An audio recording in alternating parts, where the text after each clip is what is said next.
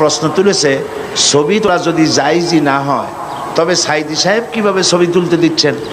সাংবাদিকেরা যা সংবাদপত্রে আসছে এবং ক্যাসেটের কভারে দেখা যাচ্ছে, দয়া করে বিষয়টি শরীয়তের আলোকে জানতে চাই। আর এক বোন প্রশ্ন করেছেন, পায়ে মেহেদি দেওয়া কি জায়েজ আছে? রাসূলুল্লাহ সাল্লাল্লাহু আলাইহি ওয়াসাল্লাম কি সত্যিই দাড়িতে মেহেদি দিয়েছিলেন? এ সম্পর্কে বিস্তারিত আলোচনা করলে কৃতজ্ঞ হবে। এত বিস্তারিত বলার দরকার নেই, শুধু এতটুকুন জেনে রাখুন যে রাসূল করিম সাল্লাল্লাহু আলাইহি ওয়াসাল্লাম মেহেদি লাগান নাই, কারণ তার মেহেদি লাগাবার কোনো দরকার হয়নি। মেহেদি লাগায় তো দাড়িটা লাল বানাবার জন্য, তাই তো, রঙিন করার জন্য। এখন হুজুরের দাড়ি পাকে নাই, চুলই পাকে নাই। ইন্তেকালের আগে মাত্র 17 গাছা চুল দাড়ি পাকছিল, মাত্র 17 গাছা চুল দাড়ি পাকছিল। এই জন্য মেহেদি লাগাবার কোনো দরকার হয়নি। তবে সাহাবায়ে কেরাম মেখেছেন, হুজুর তা পছন্দ করেছেন। কাজেই মেহেদি যদি কোনো মেয়ে লোক পায়ে লাগায় তা কোনো গুনাহ হবে না।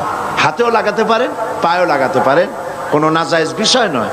বরং হাতে মেহেদি লাগানো, মেয়েরা হাতে মেহেদি লাগাবে, এটা রাসূলুল্লাহ পছন্দ করতেন।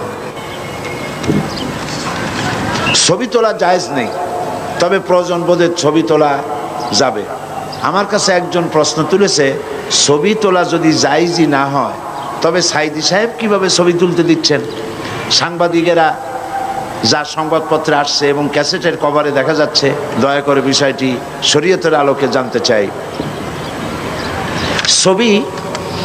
ছবি তোলার ব্যাপারে ইসলামের বিধান হচ্ছে অহেতুক ছবি তোলা যাবে না। আজ-জারুরাতু তাবিহুল মাহজুরাত।